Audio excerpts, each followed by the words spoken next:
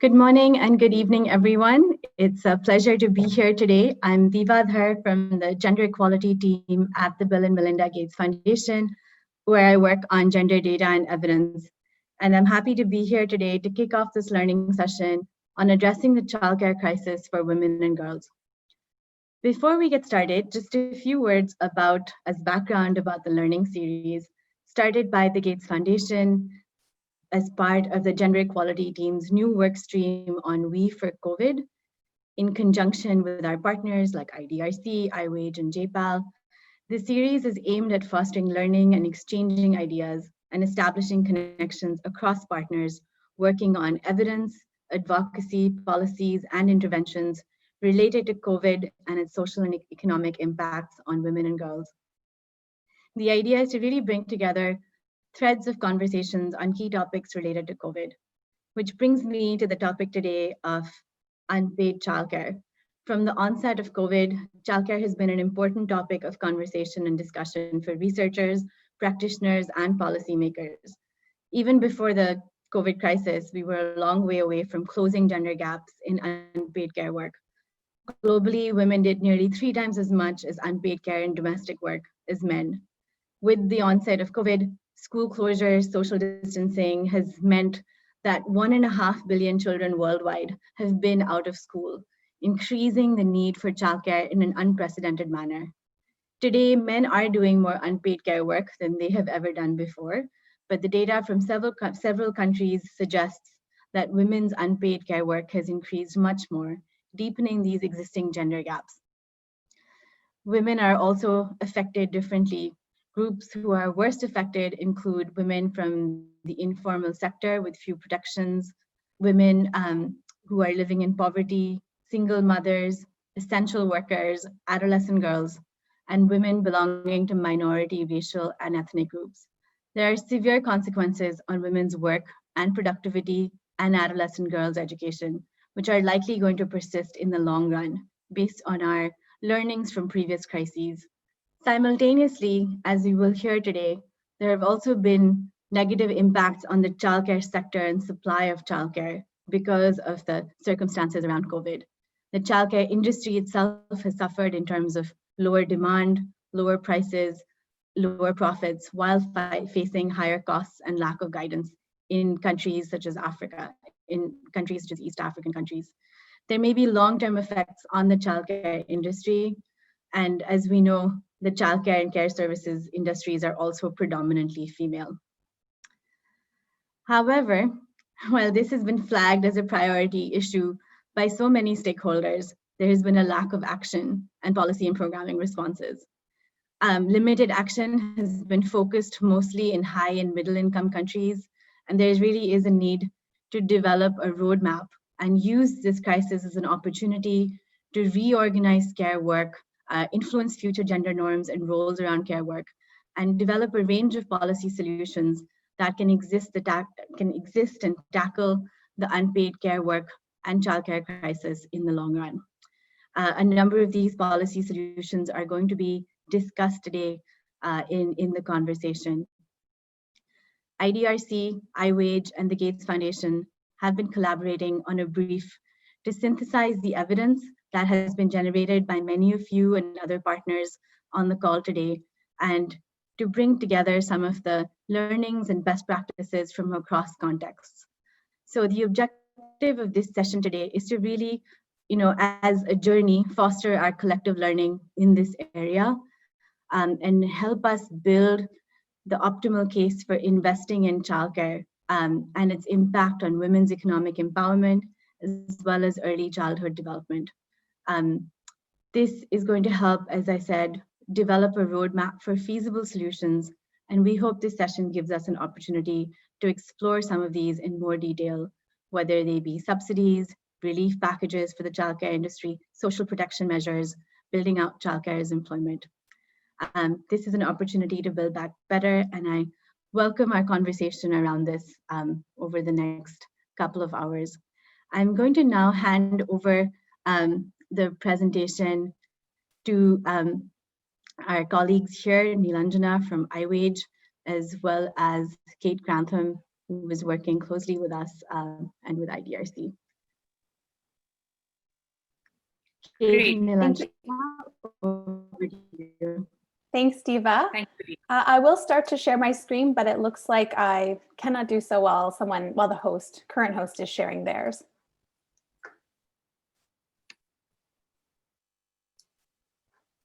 Great. Great. So we hope everyone can see the screen, and hello, everyone. So in terms of framing today's discussion, I couldn't have put it better than Diva, but I'll just try. Our hope is to encourage you all to think about what are the feasible solutions to build back better across different contexts. And this is particularly important because much of the progress that was made by women across all domains and sectors in these last few decades globally is being undone currently in view of the ongoing pandemic. And like Diva said, this is also an opportunity for us to share information about the broader collaborative research taking place on this topic, which this learning session also feeds into. Next slide, please. So for starters, we would like to begin with just briefly addressing how COVID-19 has had a damaging impact on women's unpaid care work and childcare. First, it is well established that there has been an increase in the burden of unpaid care work and childcare on women and girls as a result of the pandemic. Women are spending more time on household chores. Earlier, the average time spent on childcare alone by women was about 26 hours a week, and this has now increased to 31 hours. Now, this is close to the average time one spends at a full-time job per week, approximately. And for comparison's sake, like Diva also mentioned, we must clarify that the time spent on childcare by men has also risen from 20 to 24 hours, but women are still doing the bulk of the work. And not only has the amount of time women spend on unpaid domestic work increased, even the intensity of care work has increased. The closure of schools and childcare facilities across the world has added to women's burden, as it has affected 90% of the world's school-going children. And women have taken the primary responsibility of caring for the children, be it feeding them, talking to them, teaching them, reading to, or playing with them. And the issue has further magnified because women do not have access to care networks, arrangements like family members and their social support network, whom they could otherwise rely on for help. And this is due to the physical and social distancing norms in the current crisis. The second major fallout around this has been that working mothers, particularly, are being squeezed out of the labor force. So while the bulk of the work needed to keep households running is being performed by women, they're having to juggle it with paid work. Families have had to make tough decisions about who keeps their paid job and who quits to provide the unpaid care needed at home. And because women are paid less and they have lesser job security than men, mostly, it has been the women who are sacrificing their careers. In cases where women have managed to keep their jobs so far or even work outside, data is showing a trend of sibling care where the responsibility of unpaid care work and childcare has fallen on the older sibling, mostly adolescent girls. And this definitely will have a negative implication on girls' educational attainment, as they will be occupied with domestic chores in the longer run, and they're less likely to return to school. Yet another consequence, which we will observe only in times to come, is that it will be challenging for women to return to the formal economy. And it is expected that in the long run, this will lead to labor force segregation and gender pay gaps post-COVID. Finally, in the care sector, there have also been huge setbacks overall. As families are struggling to find a balance between caring and earning, they don't have access to organized childcare outside their homes, and there has been rampant shutting down of care facilities. In addition to the lower supply of and demand for care services, the cost of operating care centers has also gone up, and they're required to adhere to additional health and safety protocols. So this includes purchasing sanitation supplies, providing PPE for their staff, or even limiting class sizes to abide by social distancing guidelines. To give you an example, the Center for American Progress published a study in September for the United States, which said that the cost for licensed child care centers has increased by an average of 47%, which is quite significant. Then related to this, to all these aspects, naturally, there is a loss of jobs in the care sector. And this will affect care workers, including domestic workers who do jobs as cleaners, nannies, and home care workers in informal settings. And these are mostly women. And given all this, once these restrictions on centers are lifted, parents return to work and the situation improves, it will be alarming to see that childcare centers have shut down for good and access to quality childcare facilities in the long term will be challenging. So with that, Kate, over to you. Thanks, Nilanjana, for speaking about the impacts of the crisis so far. Available evidence and country examples also show that a range of policy solutions and measures are available to tackle the COVID-exacerbated unpaid care work and childcare crisis and should be explored based on context and feasibility. These can be mapped against the ILO's 5R framework for decent care work, starting with measures aimed at recognizing, reducing, and redistributing unpaid care work. So since the start of the pandemic, government childcare support and subsidies in the form of cash transfers, allowances, and cash for care programs have been introduced in some countries to address the increased burden of care resulting from school and childcare closures. Argentina, for example, has increased its monthly pregnancy and universal child allowance, reaching 4.3 million people since the start of the pandemic. Providing childcare to essential workers should be top priority for countries. Next, expanded birth and health-related leave policies such as childcare leave, paid sick leave, and family leave make it easier for women to combine paid work and care, and for men to take on more responsibility of caring for children and ill family members. Countries such as Australia, Italy, and Fiji are showing the way by providing new or expanded family and medical leave benefits for employees. COVID-19 has emphasized the need for employer adoption of family-friendly workplace arrangements and policies, like maternity, paternity, parental leave, on-site daycare, flex hours, and home-based work, which can improve women's ability to balance work and care. In Cabo Verde, parents under the age of 3 can opt to work from home under a teleworking regime in consultation with their employer. In terms of social norms, Diva and Nilanjana both mentioned that COVID-19 has increased men's unpaid care workloads, but women still perform the lion's share. Gender transformative workshops, media campaigns, and school-based curriculum have been shown to increase the involvement of men and boys in care work and should be explored as part of efforts to redistribute women and girls' care loads. Childcare and unpaid care work must also be addressed holistically in COVID-19 fiscal stimulus and relief packages provided by donors and IFIs through both standalone provisioning for care and integrated care analysis of all relief and stimulus measures. Next are measures to reward paid care work by promoting more and decent work for care workers. This includes social protection for care workers in both the formal and informal sector, in the form of cash transfers, food assistance, or other forms of in-kind support or policy measures to strengthen their economic security. For example, in September, the Chilean government acted to include domestic workers in the country's unemployment insurance. Public financing for childcare is also more essential than ever before, including relief packages and tax waivers for childcare operators to help cover additional costs from implementing COVID-19 safety measures. Additionally, public investments to support access to quality and affordable childcare are critical. In Latin America, governments in Chile, Ecuador, Peru, and Uruguay are working to establish public childcare services. Improved support to childcare workers and center staff in the form of cash transfers, subsidies, PPE, and exemption from lockdown restrictions are all necessary for them to perform their jobs. This includes both childcare center staff and home-based childcare workers, such as domestic workers. Third are measures to guarantee care workers representation. By ensuring care workers' participation in the development of COVID-19 response and recovery measures, governments can introduce context-appropriate measures that support and protect care workers. For example, Portugal has granted all migrants and asylum seekers, including migrant domestic workers, temporary access to citizenship rights during COVID-19. As well, strengthening social dialogue and the right to collective bargaining in care sectors can help ensure decent working conditions and standards for care workers.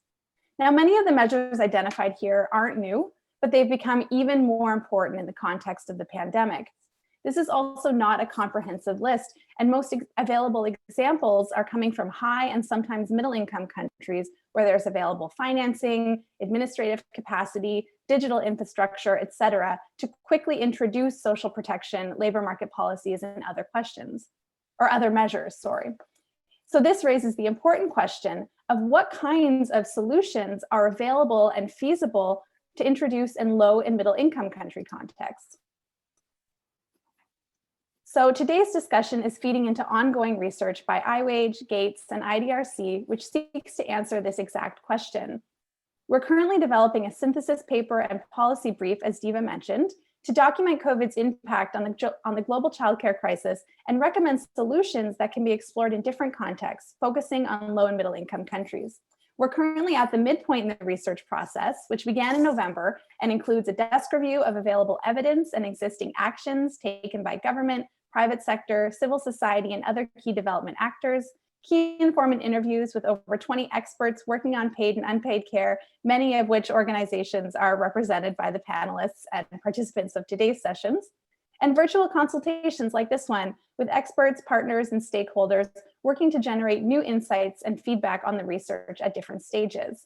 So this synthesis paper and policy brief will be available likely in February or March of next year, and we'll be sure to share a final version with participants of today's learning session.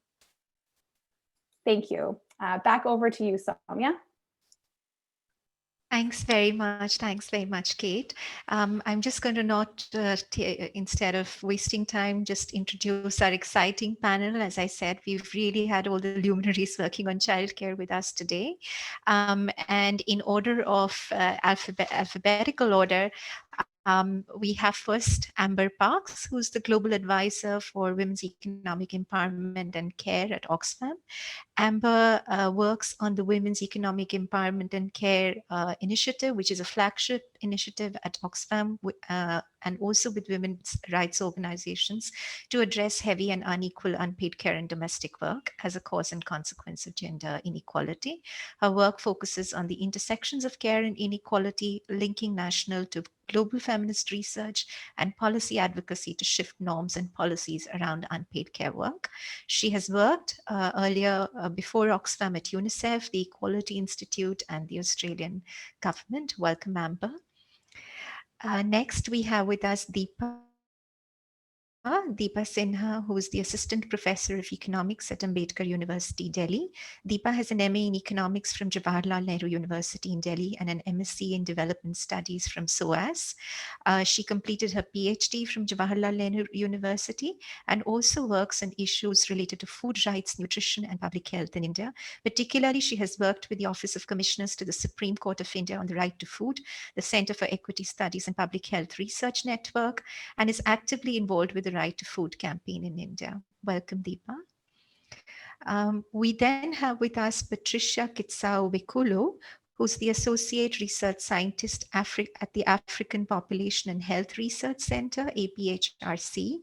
As a child development researcher, Patricia is interested in the investigation and improvement of various facets of child outcomes, such as cognition, motor development, language, and psychosocial behavior. Such research has important implications for the development of sustainable interventions for human capital formation. Patricia has a strong interest in advancing an understanding of the factors within the immediate environment that contribute to resilience among children, particularly those who are growing up in adversity. She obtained a PhD in psychology from the University of KwaZulu-Natal in South Africa, and she has previously worked as a postdoctoral fellow at the Aga Khan University's Institute for Human Development. Welcome, Patricia. We have with us Rudaba Zehra Nasir, who is the Global Lead for Employment and Childcare at the IFC. Rudaba's work helps companies close gender gaps in recruitment, retention, and promotion and achievement of better business outcomes. In this regard, Rudaba leads IFC's Global Tackling Childcare Advisory Program for companies to create family-friendly workplaces. The program operationalizes at the firm, market, and policy levels IFC's research on the business case for employer-supported childcare. The Tackling Childcare Working Group works with more than 30 organizations and has recently launched a guide for employer-supported childcare on COVID-19. In addition, Rudaba has co-managed IFC's She Works partnership, which advances job opportunities for more than 300,000 women. Welcome, Rudaba. And last but not the least, we have Sabrina Habib. She's the co-founder and chief exploration officer of Kidogo. Sabrina works with Kidogo to improve access to quality, affordable childcare to low-income families in Kenya. And prior to co-founding Kidogo, Sabrina spent 4 years working with the Aga Khan Development Network in Kenya and Tanzania, where she managed an integrated primary healthcare startup project, led the social innovation portfolio of more than $13.5 million on maternal and child health, and explored e-health and community midwife franchising initiatives. Sabrina holds a master's of public administration and development practice from Columbia University and an executive education certificate in leading and scaling early childhood initiatives from Harvard University's Kennedy School of Government. She has been recognized globally with many awards, including His Royal Highness Prince of Wales Young Social Entrepreneur of the Award and Canada's Female Entrepreneur of the Award by Elle Magazine. Welcome, Sabrina. So I'm just going to kick off the panel with a few questions, and I would like to request the panelists to also stick to the time allotted to them so that we can actually open up more time for discussion. So starting off with you, Patricia, can you talk a little bit about the various types of solutions which are being tested currently to provide affordable quality childcare, particularly for informal women workers in countries that APHRC works in? What has been the impact of subsidized daycare provided to such women who live in informal settlements in Kenya? And in your research, are these interventions showing any improvement in children's development outcomes and in women's economic empowerment? Patricia, over to you. Thank you, Soumya. The different types of solutions that we've had at APHRC include workplace support for breastfeeding mothers. And this was done among women working within a plantation. There's provision of subsidized and enhanced quality childcare services to women in informal settlements, which was a study that was conducted with McGill University. And then we also tried to run a study looking at provision of childcare services at the workplace, particularly for women working within the industrial zones in Nairobi. This last study that I've talked about, because the childcare facility that we had opened had to shut down because of and all the other restrictions because of COVID. These solutions have been tested in both urban and rural areas in Kenya. What we've seen, the impact of subsidized daycare, we've seen that the use of formal daycares has increased among the women in informal settlements. When we interviewed the mothers in qualitative interviews, they reported that they felt more free to look for work and engage in work without worrying about where they're taken care of. So this showed improvements in their physical and emotional well-being. For the older siblings of these children, there were less restrictions in them going to school because they were now more free to go to school and to play rather than taking care of their younger siblings. Within the community, the participants reported that there were fewer children being left unattended to, and thus less exposed to harmful situations and environments. And in general, within the community, community members reported that there was general feelings of improved well-being among families and the community in general. For the subsidized childcare service provision study, we saw that the women who were in the intervention, those who received vouchers for access to childcare services, were up to almost 20% more likely to find paid work. And this suggests that this subsidized childcare contributed to reducing the gender gap in labor force participation, because women were now able to go out to work like men have been able to engage in paid work.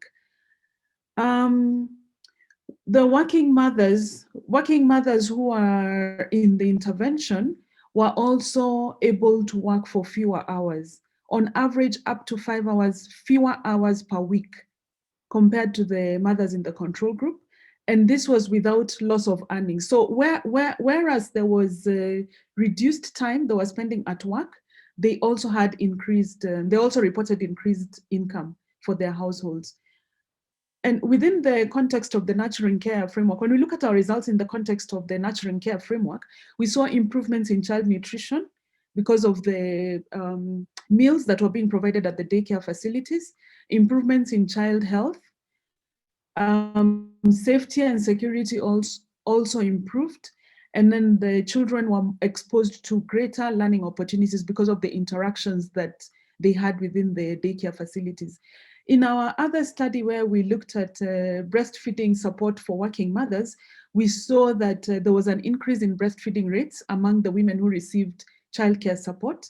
And we know anecdotally, although we did not test this directly in that study, we know from other studies that breastfeeding results in improved cognition for young children. And this is what, just a summary of what our research found. Thank you. Thanks very much, Patricia. This is very interesting also to hear in terms of the research, and we look forward to also hearing more from you over the course of the session. Sabrina, a question to you now. Kidogo is known as a leading network of providing, quality in affordable childcare centers, particularly in low-income communities in East Africa. And what is known and unique about the model, even for the general audience, is that it involves local women whom you call mamapreneurs in these low-income communities. You train them, support them in starting and growing childcare centers as micro businesses. So can you tell us a little bit about the model, the challenges and the solutions that you face to scaling them up, and also the impact it has had both on children's outcomes and women's employment? And one more small question, which is, how is the social franchising model funded, and what are the gaps that you see there in the funding? Great. Well, I can talk about this for hours, but I know there's only a few minutes. So perhaps to just anchor us on the context, I know we come from different countries around the world. So there's no publicly funded childcare system.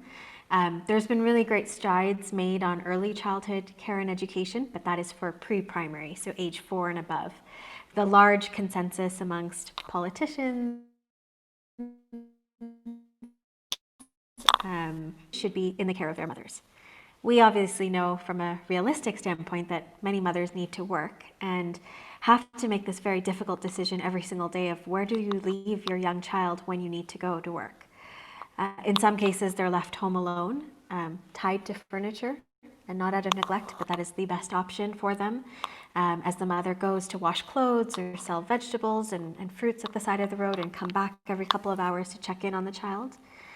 They're left, as we heard a lot over the course of the presentations, is they're left with older siblings, usually an adolescent girl who's pulled out of school to look after the younger one. Or in the best case scenario, they're left in these informal, unregulated, unlicensed baby cares. It's essentially a 10-foot by 10-foot corrugated metal shack with an untrained caregiver. There's very limited stimulation, limited nutrition, poor ventilation. It's just awful for child development. And yet 3,500 of these informal baby cares exist within Nairobi's urban slums alone. And it's because there's a need. There's such a vast childcare need, and innovation and entrepreneurship comes to step in. And so this incredible market exists, and parents are paying for it, anywhere between 50 cents to $1 a day for these services, and yet the quality is just awful. And so we came across this issue many years ago and started Kidogo from this one single question. How might we provide a higher quality childcare option at roughly the same price point that mums were already paying, about $1 per day? So we use a social franchising approach. 3 main steps. We go into a community, we map it of all of the existing baby cares. We do a quick assessment, we drop a GPS location, so we've got a map of all of the daycares that exist in these communities. We then invite them to a workshop and invite them to apply to become part of the Kidogo program. Step 2, we take them through a 6-month quality improvement program where they receive monthly training, bi-weekly mentorship, and a monthly community of practice to improve their quality. And the training and the mentorship and all the support tools are based on the 6 components that we believe are critical to run a thriving childcare center. We call it the Kidogo Way, and it's mapped to all of the elements of the nurturing care framework. At the end of those 6 months, step 3, those that meet our quality standards are invited to become a franchisee, where they receive a small renovation. They receive Kidogo's branding and signage to show to the community that this is a center that you can trust. And they receive ongoing support tools like our Mamapreneur app and monthly curriculum materials to maintain their quality. And we do ongoing quality assurance throughout that period. We have been doubling our impact every single year since we started. We currently have a network of about 150 centers who we like to call our Mamapreneurs, serving over 4,000 young children across 13 communities in Kenya.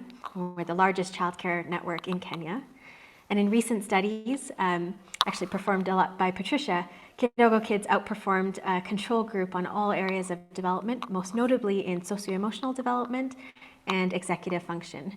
And when we measure and follow Kidogo Kids into primary school, they're now often in class 1, class 2, class 3.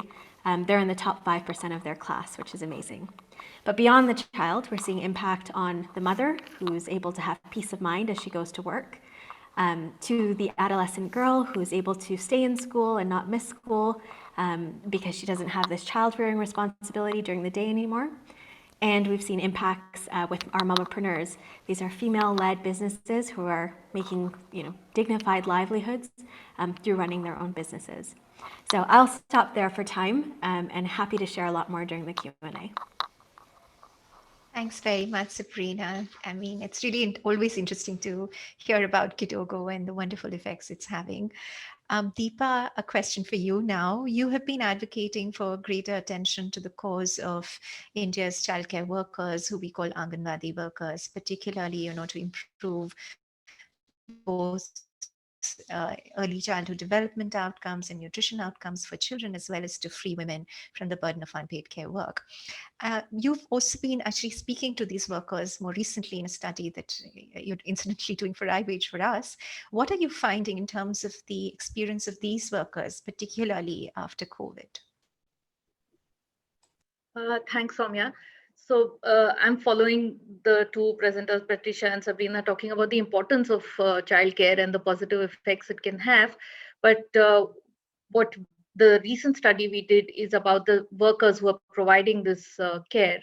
And before going into the conditions during COVID, just a minute on what it is, what it was pre-COVID. Firstly, even before we get into the conditions of the childcare worker, the Anganwadi worker in India, we also need to acknowledge that the integrated child development scheme under which these workers work is not only a child care providing scheme, but also does multiple other things, including early child education and a lot of community extension work. So actually, it does not, in effect, play the role. It's not designed to play the role for a full day childcare, particularly for children under 3. There is no space at all in these centers. And even so, we find that because there are no alternatives available, working mothers, even younger children than 3 who are not supposed to be in the center are often left there because they don't have any other place to go. So the first thing would be, of course, to convert these into proper, fully functioning childcare services, in the absence of which they do provide some support. But why I'm saying this also is that because of these multiple roles that these workers play, the burden of work on them is very high. And on the other hand, the government does not recognize them as employees and in fact calls them voluntary workers and pays them an honorarium. So so even before the pandemic occurred, the workers were overworked and underpaid, and this is something that has been repeatedly raised in the context of India. So even in our study, we did the field work for this study in 2 states, one in South India called Telangana and one in the north called Bihar. And if you look at the pay that they are getting currently, the workers in Telangana, after a long struggle, are getting a pay of rupees 10,000 per month, which is around $150 a month. And the workers in Bihar are getting even less than 6,000 rupees a month, which would not even match, barely match the minimum wages in that state, having so many responsibilities. In the study, we found that where we spoke to them not just about the impact of COVID, but generally about their working conditions, that this is something that they recognize also, that they are not paid adequately. And at the same time, many of them expressed that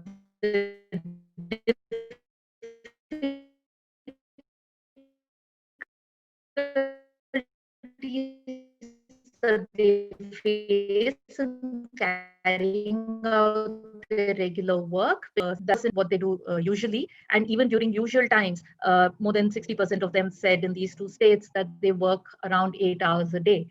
This again is important in the context of them being seen as part-time voluntary workers, but they were actually spending a full working day in doing their various tasks. And then 40% felt that during COVID, it was even more. The other issue that came up from the study was irregularities in payment of even the small salary that they receive. So in the state of Bihar, for instance, less than half of them had received the salary for the recently completed month or the previous month before which we did the survey. So the last time they were paid was more than 2 months back. In the other state, in Telangana, this was slightly better, in the sense that a large number of them had been paid the last month that was completed, and if not that, all of them had been paid the previous month. So this payment in salaries was one issue. Another issue that also came out was that many of them, the childcare workers, spent money out of their own pockets to be able to do the work that they were doing. So they were paying for stationery, they were paying for data packs because they had to enter data online, sometimes even paying for toys for children and so on, painting the walls in the Anganwadi center, all of these which were not coming from above. And because they are in the community and it's expected of them, they were these out-of-pocket expenditures as well. So overall, what we have known, but we found through this study also, that the working conditions are very poor, and a large part of that is to do with the fact that they're not recognized as workers in the first place. Thank you so much.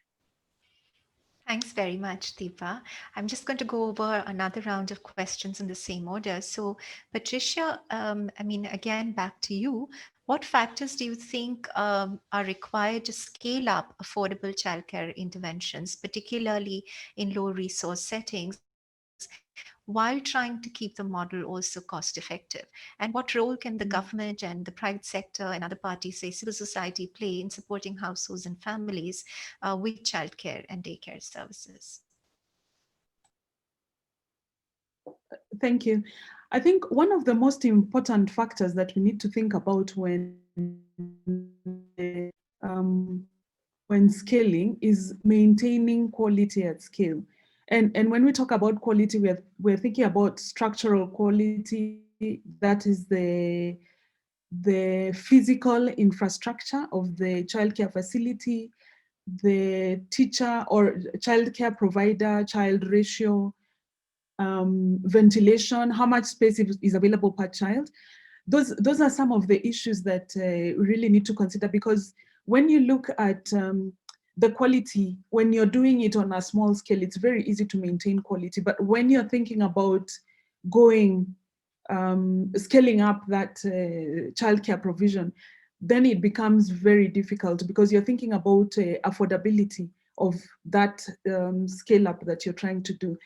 The other consideration to think about when you're thinking about quality is how to monitor and enforce the set standards. In many areas, there are standards that have been set for what quality features should be taken into consideration in childcare service provision. But in many cases, we don't have people to make sure that those standards are enforced. The other consideration in quality is we need to think about whether there's a trained workforce that is available. We have all seen that the people who work in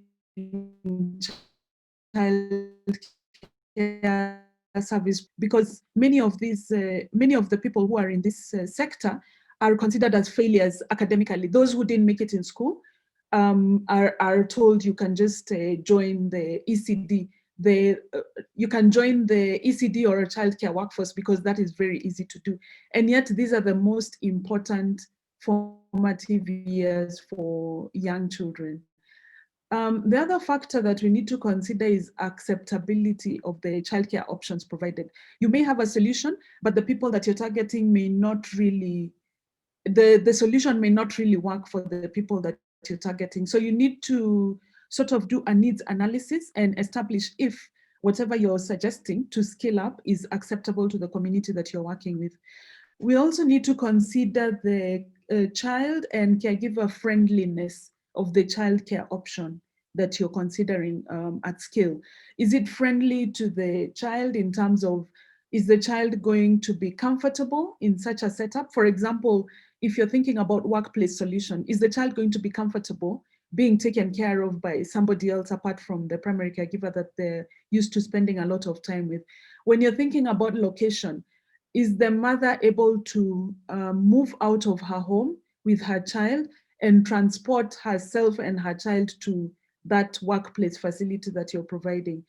Is it in a location that is considered accessible for the people that you're targeting with the service provision?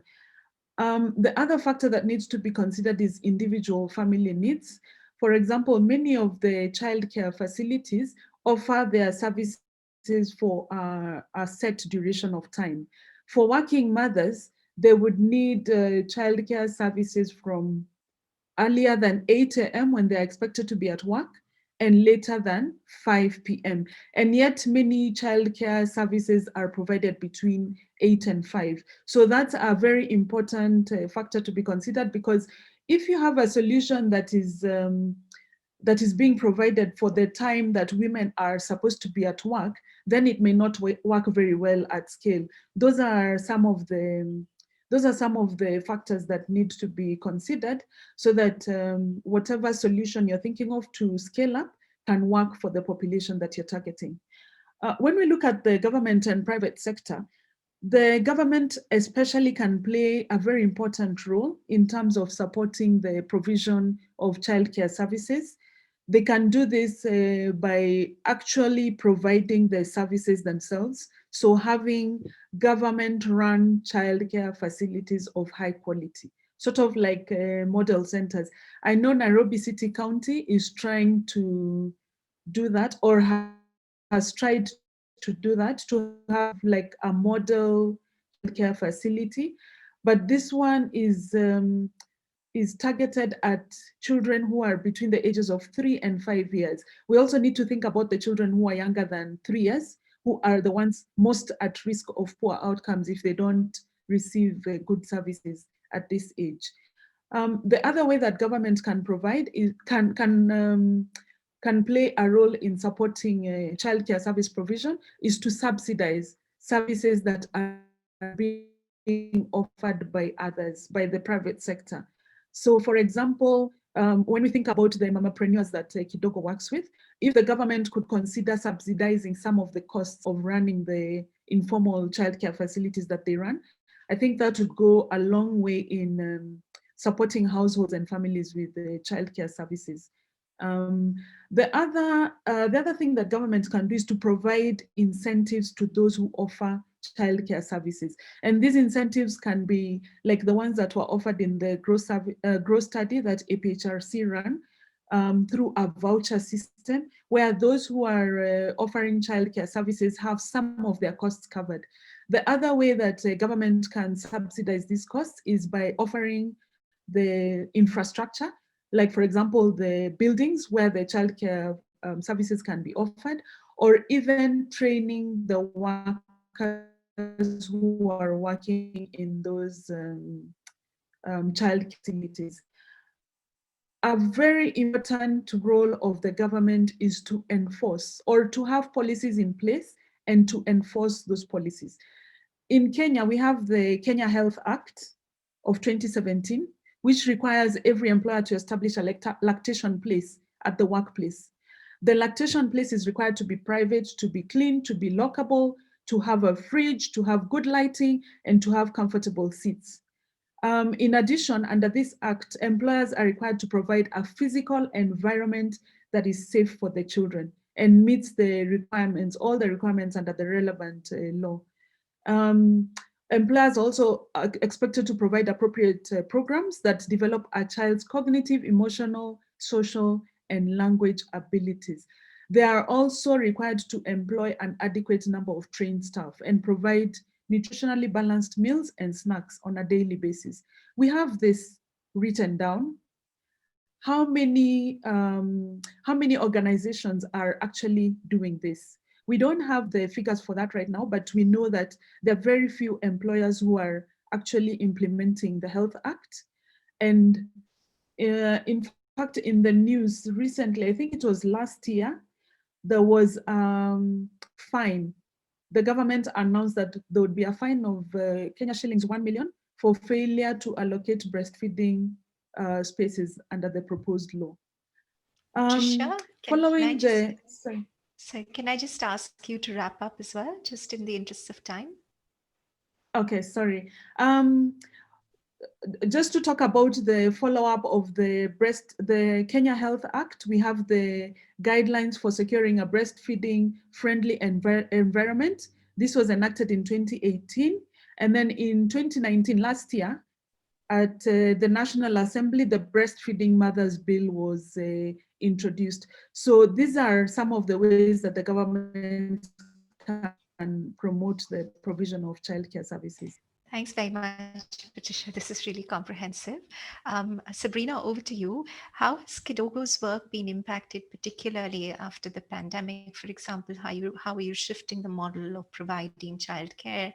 Are the centers closed? Are you implementing any digital innovations? And where do you think, Patricia spoke about how the government might support, but where do you think government support may be required to fill in the gaps? Great. So everything has changed with COVID. I think people all around in all sectors have experienced this. In Kenya specifically, schools closed on March 16th, and there was no guidance or indication of what that meant for childcare. Again, there's no policy, there's no regulations, there's nothing around childcare even pre-COVID. So that was to be expected. But we found that because schools were closed, older siblings were at home to look after the younger ones. And so childcare centers didn't have any younger ones coming to them, and so they also shut down through the process. And these are centers, again, that are living, month to month. Cash flow is an issue. So going even 1 month without any income coming in, that's tough, and that would lead to their closure. So as an organization, we quickly went to the drawing board to figure out what that meant and how we wanted to address the situation. And we created 3 primary programs. I'll separate them into what we did for children and what we did for our mamapreneurs.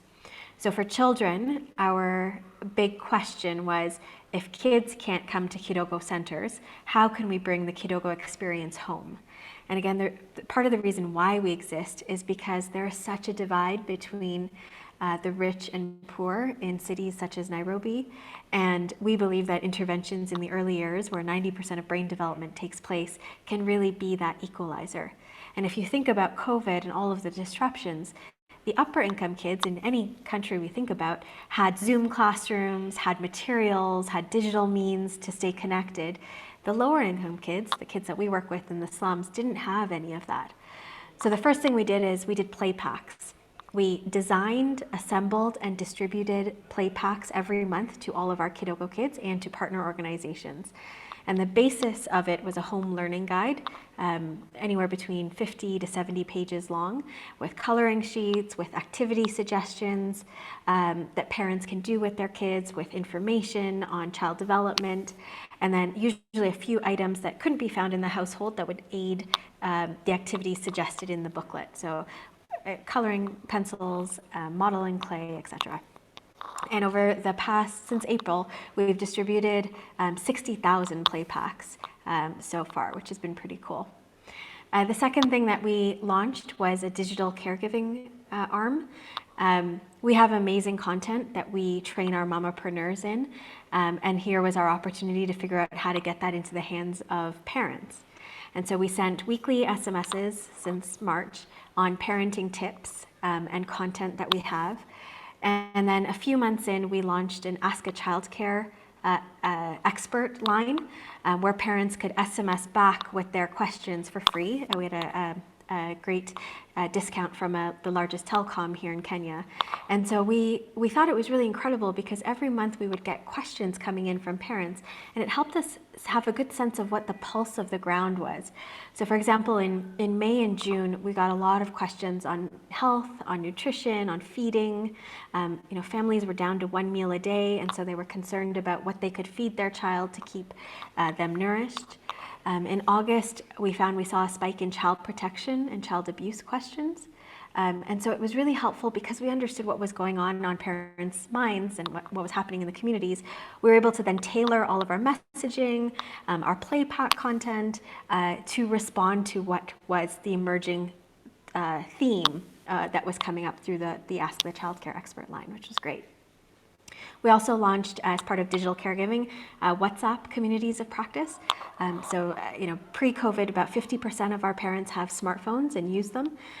Right now, we're down to about 25% because families needed to sell their smartphones or couldn't afford data. But throughout that period, we launched 68 WhatsApp groups for the centers, and would film activities that we normally do in center and then send them to parents to try, parents trying it with their children and the reactions, which was awesome. And then we also went on radio. So we had a weekly segment on 3 community radio stations, and then had parenting PSAs play 15 times daily, and that's been since April. And again, all of this was to keep children at the heart of this. Brain architecture is still developing no matter what's going on in the world. And so what was going on in the responsive caregiving that needed to happen at home to offset the instability of school closures and center closures was really critical. For mamapreneurs, that second bucket, our biggest fear, as was discussed earlier on, is centers wouldn't survive. And when it was time to reopen the economy and women needed childcare to get back to work, there would be no supply of childcare centers. And that was our biggest fear. And so from April, we started a $50 per month conditional cash transfer to all of our mamapreneurs. And conditional because it was conditional based on them distributing the play packs to their parents and calling each parent once every 2 weeks to check in. There was something very intangible about that social support. When all of life has been disrupted, just to have somebody call in and check in to see what was going on, to check in on the child, and to provide that little bit of support on maternal mental well-being. And we almost acted as a triage service where if we found there were issues on child protection, on COVID-related issues, we were able to then send them to the various hotlines that we have partners with, Child Helpline, Kenya Red Cross, etc. Our hope and our metric for success here was that when the economy reopens, 75% of our mamapreneurs would also reopen their centers. And I think January will be our test. That's when schools are reopening here and the economy is fully reopening. But we are on track to meeting that target.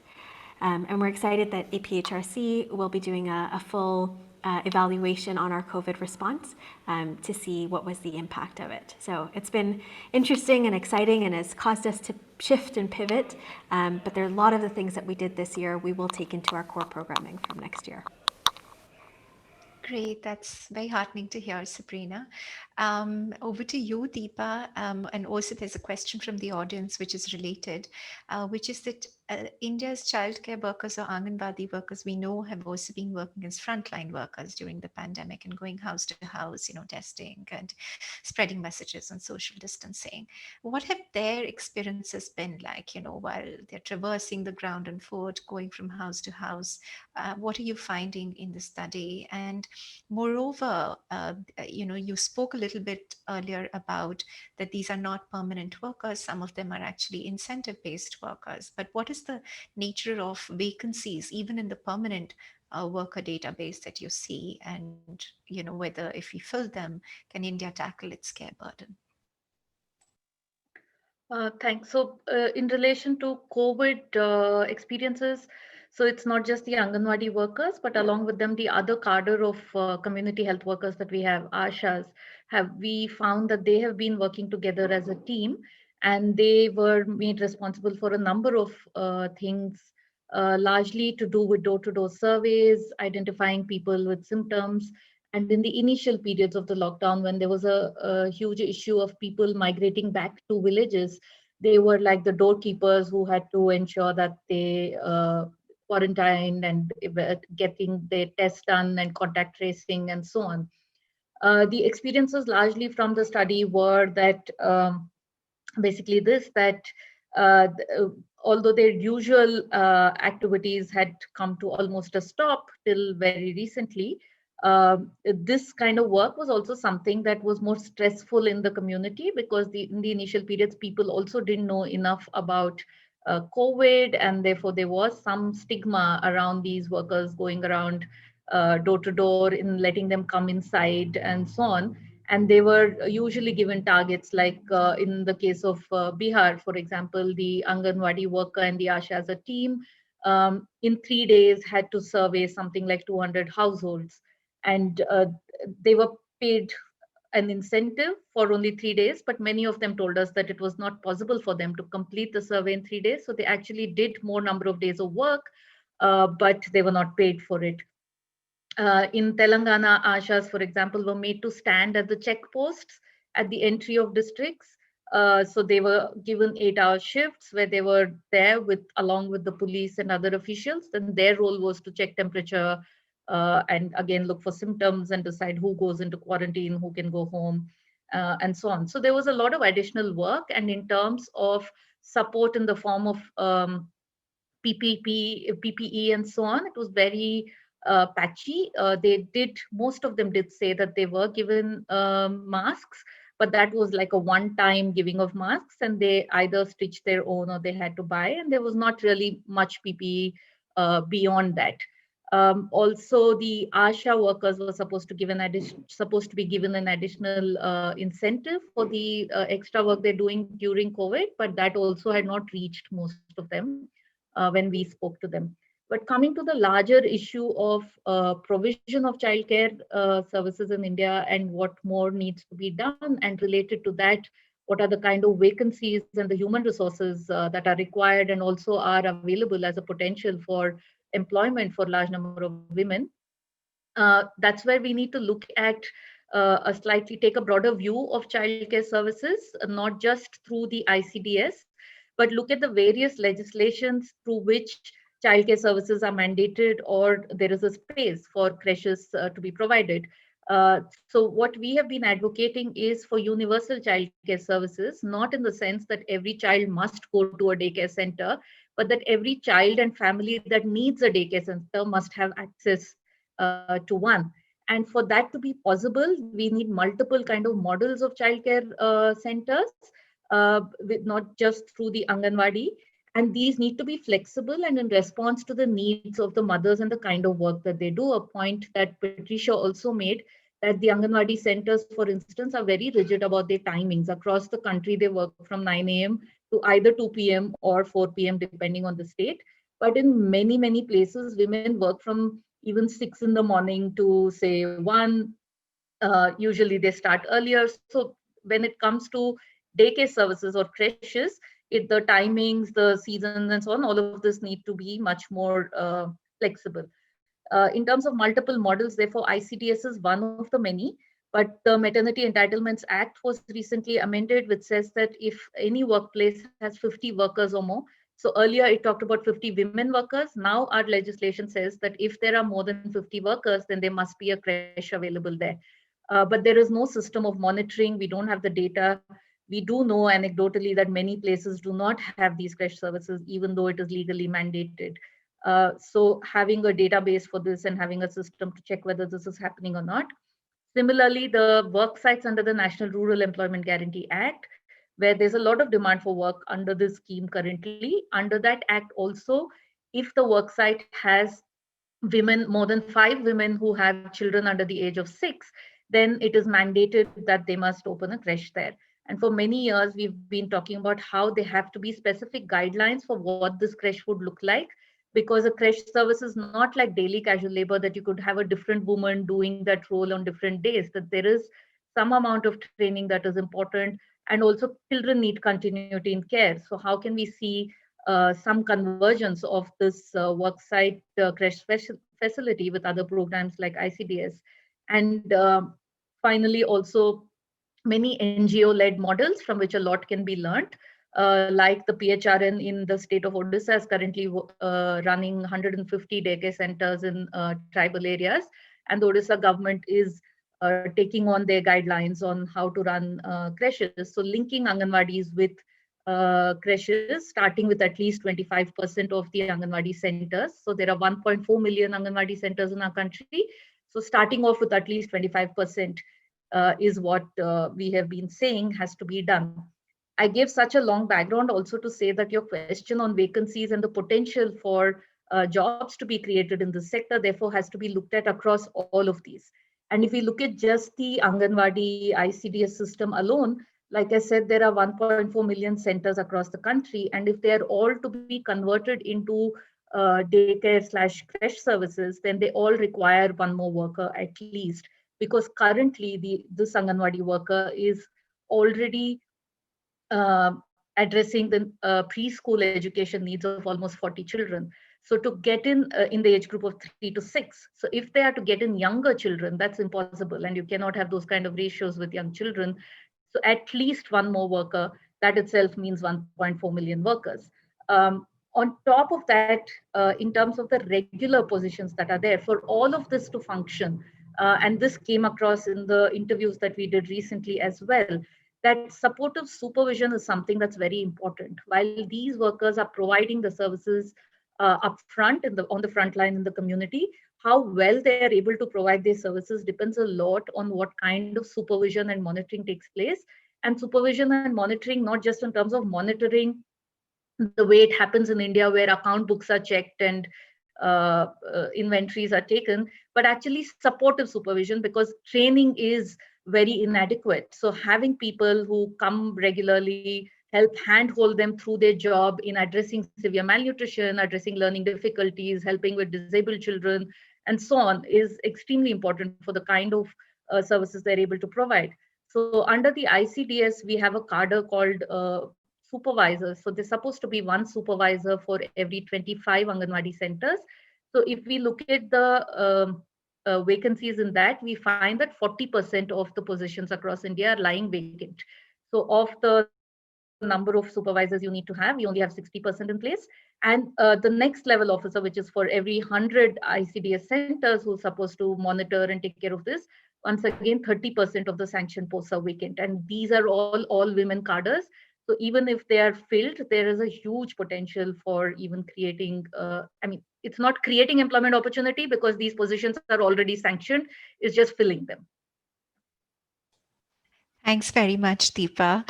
I'm just going to now turn to Amber and Rudaba, who are our discussants and have been waiting very patiently. So I'm just going to, the first question actually goes out to Amber. Amber, our Oxfam has been writing a lot about the tremendous impact that COVID has had on unpaid care responsibilities borne by women. What are you finding? Thanks, Sumya, and it's a real pleasure to be here today with such a fantastic panel. I wanted to share 3 initial thoughts in response to this question and wider considerations around care and COVID. The first is around how we're framing the conversation on care and whether we default refer to care as a burden, which implies that it needs to be reduced and minimized, or whether we refer to it as a social good, which rather implies that it needs to be valued and invested in. And at Oxfam, we prefer that latter framing of care as a social good, recognizing that governments, businesses, and men are probably less likely to invest their time and money into something that's seen as a burden. So from an advocacy perspective, we found this framing to be really important, especially now during COVID, when we really need increased investments in care and recognition of its value. The second reflection I had is that it's really important as well that we're considering the full definition used in the SDGs of unpaid care and domestic work. And that second part around unpaid domestic work, which refers to tasks such as collecting water and firewood, cooking and cleaning, is also really important to be thinking about in lower and middle income contexts. So in these settings, domestic care tasks take up significant amounts of time and are really physically intensive. This is especially true in rural areas where quality public services tend to be the most lacking, but also in many urban informal settlements. And I'm sure many others on this webinar know that better than me. But this really brings me to my third point, which is that to really free up women's time and ensure quality care of children in lower middle income contexts, we need more than just investments in childcare services. So this is about tackling the whole care picture. And Oxfam's research over the last 7 years has shown this in a variety of ways.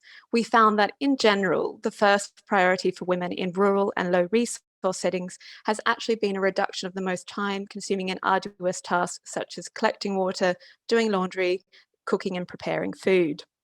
So I wanted to make that point today, not to diminish the importance of this conversation around childcare, but really to widen it out.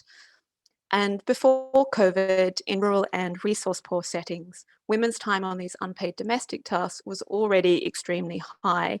And then our rapid research during the pandemic, of course, showed that this continued to be true and had increased significantly, especially during lockdown. So in the rapid research we did in informal settlements in Nairobi back in May, during lockdown, we found that around 70% of women reported spending more hours on unpaid care and domestic work, with the collection of water taking up the most time for women, as their coronavirus-related water needs had increased, yet the percentage of households with sufficient access to water had decreased from around 57% prior to lockdown to just 27% during the pandemic. So of course, though, we've certainly seen during the pandemic huge increases in childcare workloads, as all the panelists have spoken about. And this, of course, is because the state and employer provision of childcare and social care has really been shifted onto families, making childcare far less manageable for households and women specifically.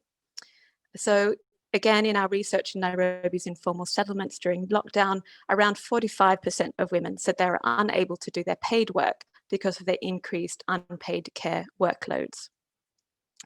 So a quick consideration, though, when thinking around this in terms of policy solutions, is that our research prior to COVID showed that in many rural areas, childcare is actually a secondary or simultaneous activity done by women alongside other care or productive tasks. So therefore, providing childcare only partly frees up women's time in these settings. Our research also a few years ago in rural Sri Lanka and Zimbabwe found that having a child in preschool actually increased the amount of care work that women were doing a day. And this was because of the time and effort needed for bathing the child, for dressing them, for preparing their lunch, for dropping them off and picking them up. So this, of course, really highlights the need for childcare to be designed to be good for the carer and not just for child development, as both Patricia and Deepa have already mentioned. So just to go back to my earlier point as I wrap up. So while quality, affordable childcare is an important piece of this puzzle, it's really important we don't frame it as a silver bullet solution to addressing heavy, unequal, unpaid care and domestic work in lower middle income context. We need to advocate for solutions that also work for the most poor and marginalised women. So this means investments in care supporting infrastructure, such as household water, electricity and transport, which are really freeing up women and girls time for the most arduous and time-intensive domestic tasks, as well as, of course, quality public care services, such as childcare. And of course, just the last piece, and really important, I'm glad Kate mentioned it, that we don't stop at the provision of childcare centres, but really look to shifting the norms so that it's not only women's responsibility to be thinking about all those childcare logistics of dressing the child, packing lunch and dropping them off, but that men are really taking on a fairer share of that responsibility also. Thank you. Thanks very much, Amber. Radhapa, we just, while introducing you, we spoke about, the Tackling Childcare program that you've been working with at the IFC, and you've been making a case for employer-supported childcare policies. How relevant are these practices now more so in today's context? And have you come across any good models or of companies who have been providing such childcare services? Thanks, Sumya. It's a pleasure to be here and add a different perspective to this conversation. IFC, as many of you know, works with private sector companies in emerging markets. And we started IFC's Tackling Childcare program in 2016. And I think this work is relevant now in this pandemic world more than ever, as colleagues earlier in this session have mentioned that schools and daycare closures have increased women's unpaid care responsibilities, as well as their work demands, leading to work-life integration and mental health challenges, and prompting a larger number of women compared to men to drop out of the workforce. So in this case, access to good quality, affordable childcare, along with complementary family-friendly policies such as paid leave, flex work, breastfeeding support, parent support groups are critical during this time. And as we know that childcare is good for children, it's good for women's employment, it's good for parents' well-being, good for economic growth, IFC's research shows that it's also good for employers. Which means that in addition to governments and parents, they too have a role to play, often in partnership with governments, in partnership with parents, and partnership with care providers and civil society to address the care crisis and expand women's access to better paid, stable employment. And that's the case that we're making for employers to see that when they support childcare and family-friendly policies like paid leave and flex work, they can improve their recruitment and retention, they can increase their productivity, they can increase diversity, they can improve their employee relations, their investor relations, and they can also have several different business benefits as a result. And our case studies globally have shown this to be true. For example, in Jordan, where like India, there's a legal requirement for employers to provide childcare. One of our clients there, they operate in a rural area, which is characterized by low socioeconomic development and low female labor force participation rate. So the company asked its employees whether they would be interested in using a formal daycare facility if it was on site. And they said, no, they would much rather have a subsidy and have their child be taken care of by a local lady or a grandmother or a neighbor. But the company went ahead anyway because there's a legal requirement, and that their international buyer also was asking them to support childcare. They started small and piloted a free on-site childcare center, but they didn't stop there. They also offered safe transportation for mothers and children to and from the facility. They offered on-site doctor and nurses, as well as on-site breastfeeding and breaks for breastfeeding. And as word of mouth spread and women saw the benefits of the quality childcare, they really wanted to join the company and also bring their kids to the facility. And now the center has a wait list. And as a result, the company was able to reduce absenteeism by 9%. They are able to also increase women's productivity. They have fewer error-related shipments because each error-related shipment can cost upwards of $20K US dollars. And they've become really an employer of choice for these women. And for many of these women, this is their first paid formal employment. Also, I've seen in Pakistan, where inspired by our research and guidance on childcare, one of the companies there set up a childcare facility for its blue-collar workforce, while also offering paid maternity leave and family health insurance, life skills training, free transportation, nursing breaks, dormitories for women traveling with their families from other parts of the country. And within just a few months, they saw a 67% increase in the number of female employees in the plant where the childcare facility is located. There was more engagement and productivity on the floor, on the factory floor, 96% maternity return rate. And during COVID-19, this company opened up their childcare facility to children of essential workers in Karachi, which was a significant move that was taken advantage of. I would just like to close that while there's a strong business case, employers often come to us and ask, but what steps can we take? What do you want us to do? We know that this is good, but we make socks, our business is to make socks or jeans. How do we, support childcare?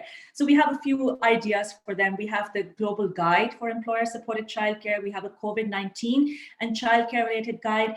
And first step we ask employers to do is to ask their employees what they need. Offer it to all parents, combine it with other family-friendly policies. And on-site daycare is not the only solution. Maybe a subsidy is better. Maybe a parent support group along with breastfeeding and paid leave. There could be many different combinations. And it's also important to understand the enabling environment, what's the policy framework, and to remember that during COVID-19, not everybody might have access to the internet. So can employers think about childcare support that can be provided offline? Or like Kidoko has those play packs, could they consider such solutions for their employees? And to remember kindness and compassion, that these are unprecedented times and employees might not be able to finish or complete the same amount of deliverables as they would pre-COVID. So to give them that margin and peace of mind. Great. Thanks very much, Ridhapa. Ridhapa and Amber, if it's okay with you, there are a few questions that have also come up, which are also related to the kind of questions we were hoping to get answers from you. So if I could just open up, and I think there are just 10 minutes left, I would see if people are comfortable with at least having another 5 minutes of extension. But if it's okay, I'm just going to ask the panelists to all switch on their videos, and I could start with some of the questions that are coming from the audience. Okay. So I think the first sort of issue is really on the job losses. And I think the audience wants to know, is it true that a higher proportion of women are actually losing jobs compared to men? And are these permanent job losses that women are staring at because of the unpaid care responsibilities that have been put on to them? And is there any relevant data available that they may be forced either to switch to other forms of either lowly paid work, or that they may have to drop out completely? So, I mean, any of you, if that's okay, can answer.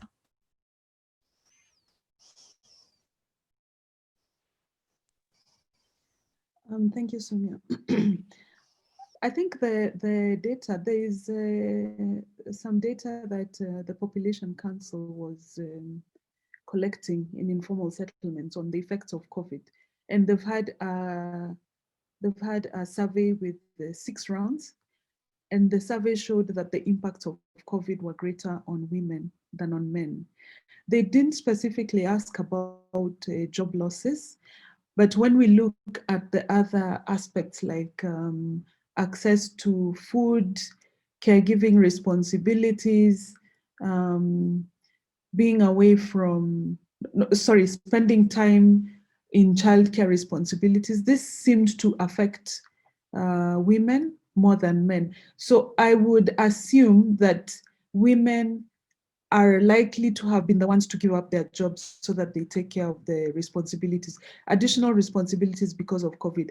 In addition to their regular responsibilities, there is the looking after the children who are away from school, taking care of their homework needs. And if any members of their families got sick, maybe with other illnesses or COVID-related illnesses, the responsibility was likely to be borne by women. So I would imagine that there are more women who have suffered job losses compared to men. Thank you. Thanks, Patricia. I think the other set of questions that's coming is, are we seeing any variation in the impact this increase in unpaid care has had by categories of women? So are we seeing that the burden is more, say, for women-headed households or women in the informal economy as compared to those in the formal economy, or elderly women or middle-aged women versus younger women? Are we seeing any sort of variation in the effects?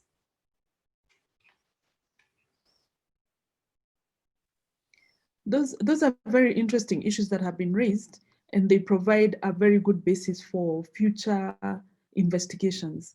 I haven't come across any data that aggregates according to the different issues that have been raised, but I think because we are also in plan to collect information on the impacts of COVID, these are some of the areas that we can consider for future investigations.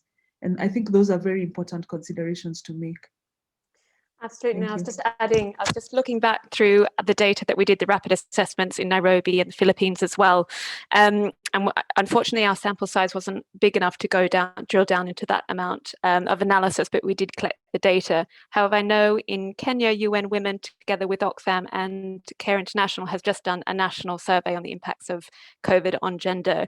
So it'll be really interesting to see that data, and look, I'm sure there will be enough analysis there. Enough data to do that level of analysis.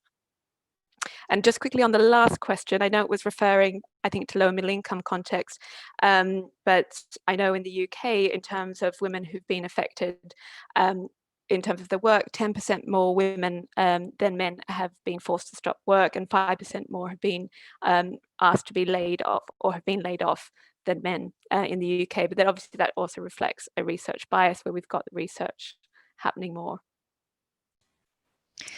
And related to that is sorry, Diva, you were going to say something? Go ahead. I was just going to say that, there have been different studies, and, Amber is right, a number of them are not from developing countries, but that actually show that groups of women who are far worse affected include single mothers, they include adolescent girls, they include women living in poverty, minority, racial, and ethnic groups. So there certainly is evidence piling up on the kinds of women who are going to be more deeply affected by the childcare crisis.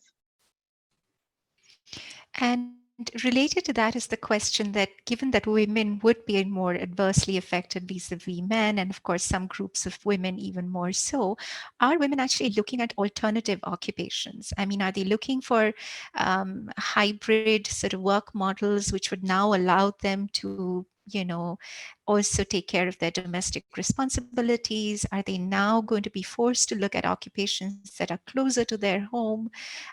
What's the sort of preference choice that's coming up in terms of the alternatives that may be available to women now? And is that restricting the opportunity set?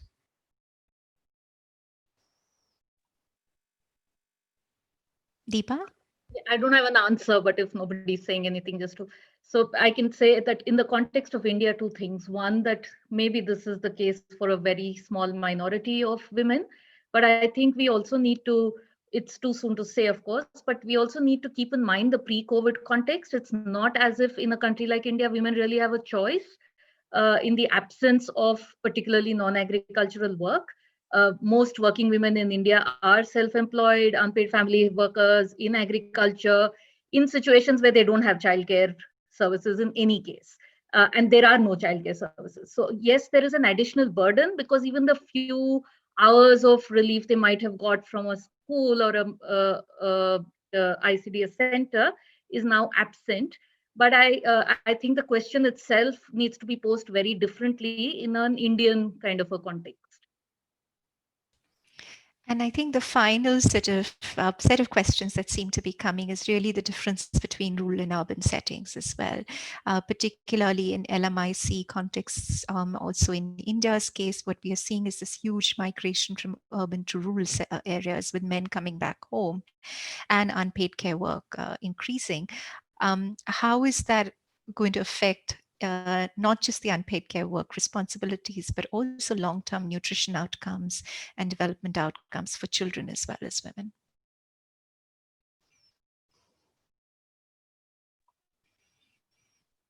Once again on this, if I can briefly say something in the context of India.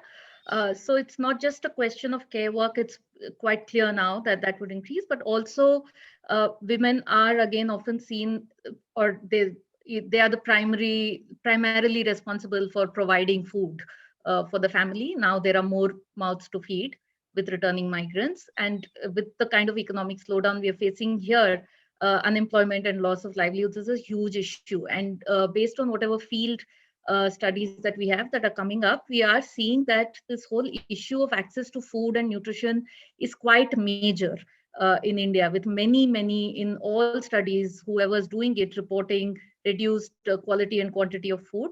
Just wanted to add that even in this study that we did with the frontline workers, one of the questions we asked was if COVID impacted their regular nutrition the food consumption. It was simple, one question on did it have an impact on their nutritional quality, and the other on the quantity of food.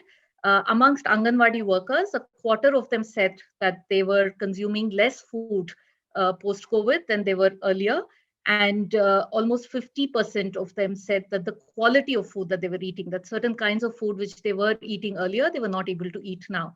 And this is amongst Anganwadi workers who are poorly paid, but they at least have some kind of a salary coming into the house. So one can only imagine what it would be otherwise.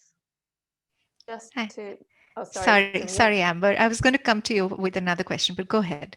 Sure, I was just going to add on to Deepa's point there. It made me think about another finding that came out of our research, that almost 50% of women were reporting feeling increased stress, anxiety, worry. So really sort of this piece around the mental health. So thinking around not just what it means, as Deepa was saying, around the unpaid care workload and hours and return to forms of paid work and health and nutrition, but thinking around that invisible piece around mental health as well. And I think that's really critical now, an area that we have ignored around the unpaid care piece as well, what this means for women's mental health and well-being, particularly now as they're juggling multiple forms of paid and unpaid work in precarious, underpaid sectors often as well. Thanks, Amber. And just one final word from you and Ridaba, because both of you have been writing a little bit, quite a bit about, what needs to change in the macro regulatory framework vis-a-vis either employer policies or also in terms of better measurement, not just of the unpaid care work, but also unpaid chores that women tend. So how do you see that shifting, and what's the necessity to now put more focus on these two issues? Ridaba? Yeah. Thank you, Soumya. IFC conducted with our colleagues at the World Bank childcare policy research in 189 economies. And one of the key findings of that research was that in 26 of these economies, there's a legal requirement for employers to provide or support childcare. There's a clear lack of quality and safety guidelines for services for children under the age of 3. There are more tax and non-tax incentives given to private providers and parents than to employers to incentivize them to do this. And we also found out that where governments offer childcare, subsidized childcare, women are more likely to earn a formal wage, and same is true for paid maternity and paternity leave.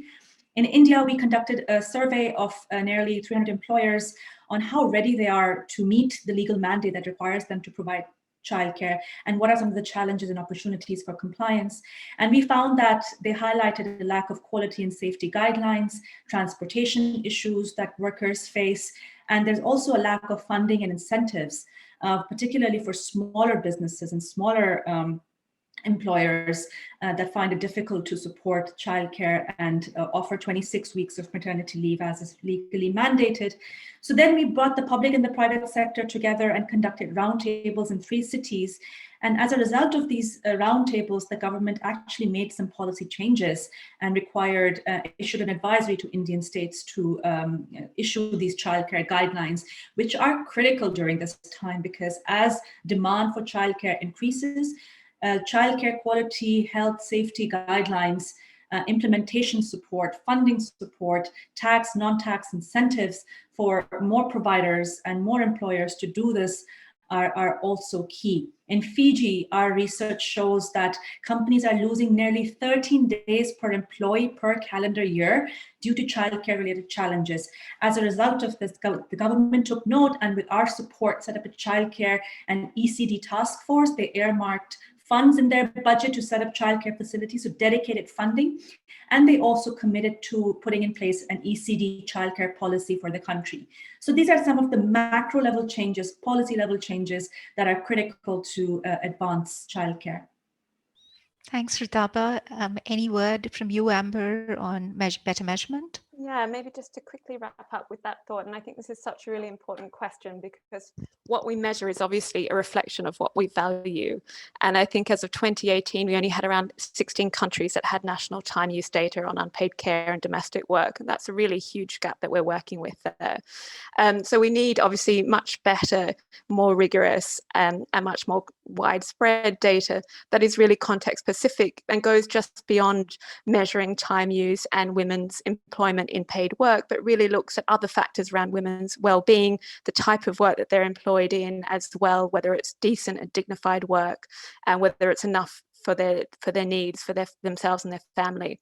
We also need to be looking more at children's time use, recognizing that gendered patterns of care start young, and really also starting to take more note of multitasking and simultaneous care activities, which we know when we measure this actually doubles the amount of time that care work that women do in care work each day. And this is really important to get policymakers at the table to be able to see it as a social, economic and development issue, not just as sort of a women's issue. Thanks very much, Amber. And I've learned incredibly, I think, personally over this session. So Diva, over to you for concluding remarks. Thank you so much, everyone. I know we're over time. I just want to thank you all for taking the time today to share insights from your own work and experience, and for the participants for listening in, for asking questions, and for driving this engagement. This is literally, we only managed to scratch the surface, and I hope future engagements and collaborations across partners and stakeholders will help us dive deeper into a range of issues, from measurement, from laws and policies, from norms, from various models for childcare across the public and private sectors, in workplaces, and all the other support efforts that are needed, especially to develop a roadmap that survives post-COVID and scales successful solutions. With that, I just want to thank you all and look forward to continuing conversations offline. Thanks, Diva. Just a word of thanks also from iWage's behalf, Kanika. Thanks, Soumya. And thank you to all our speakers and discussants for today's session.